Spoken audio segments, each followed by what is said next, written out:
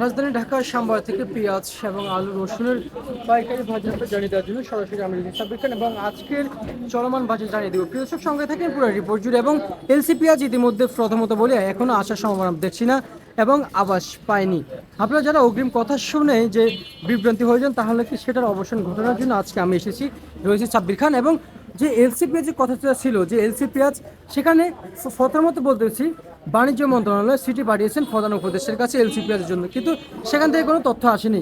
দর্শক, তার মানে বোঝা গেছে যে খুব শীঘ্রই এলসি পেঁয়াজ দিবে না, কিংবা যারা বলেছে যে আজকে কালকে দিবে সেটা আসলে অগ্রিম বলা যাবে না। সরকার দেখবে কিংবা দেশের গভর্নমেন্ট দেখবে যে কবে এলসি পেঁয়াজ দিবে কিংবা কবে দিবে কি দিবে সেটা গভর্নমেন্ট বুঝবে। আমরা যারা কিছু আছে হুজুকে বাঙালি অগ্রিম কথা বলে বাজেটটাকে নষ্ট করছি, কিন্তু এরকম নষ্ট করা যাবে না প্রিয় দর্শক।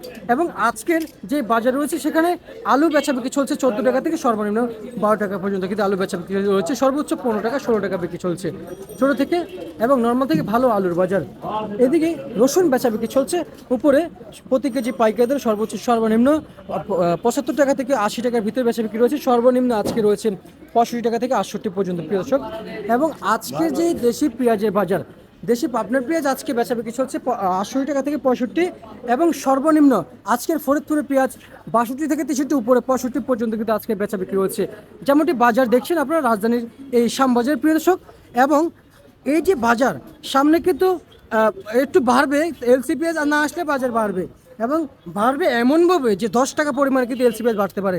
এবং আরেকটা কথা বলতে চাই, খুচরা বাজারে প্রচুর পরিমাণে কিন্তু উদ্যোগতা দামে বিক্রি হয়, এটা কিন্তু উচিত না। যারা খুচরা পাইকার রয়েছেন আপনারা সর্বোচ্চ 5 টাকা থেকে 10 টাকা আমাকে বলছেন বৃদ্ধি দাম বিক্রি করবেন, সে জায়গায় আপনারা খুচরা বাজারে বিক্রি করতে 10 টাকা থেকে 15, 18, 20 টাকা পর্যন্ত কিন্তু আপনারা বিক্রি করেন।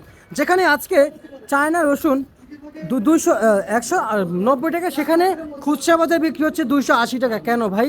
প্রায় 100 টাকা আপনারা ঊর্ধ্বগত দামে বিক্রি করতেছেন। এগুলো ঠিক নয়। অভিযান চলবে আপনাদের খুচরা বাজারও।